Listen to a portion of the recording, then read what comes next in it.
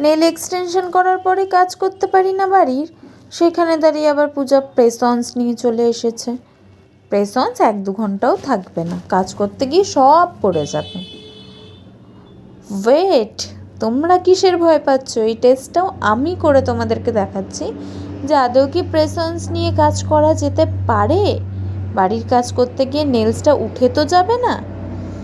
তো তোমাদের এই চিন্তা দূর করতে আমি আজকের এই টেস্টটা করছি।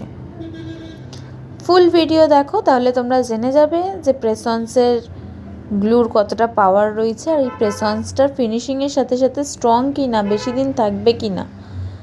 তো ভিডিওটা শেষ অবধি দেখো আর আমার সাথে একটু গল্প করতে থাকো। দেখো, আজকের কাজটা হচ্ছে আটা মাখা।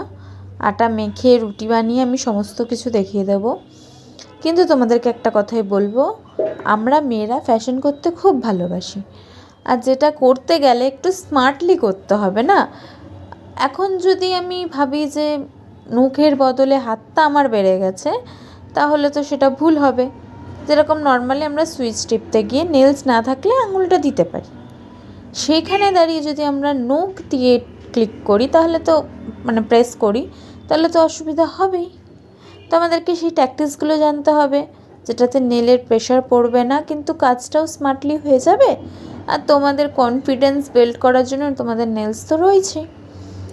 তো কিছু কিছু ট্যাকটিক্স নিয়ে আমি নেক্সট ভিডিওটা শেয়ার করব তোমাদের সাথে, যেটা করলে তোমাদের নেলসটা ঠিক থাকবে।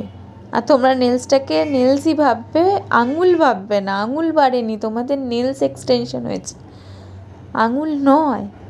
তো এটা বুঝে তোমরা কাজটা করবে।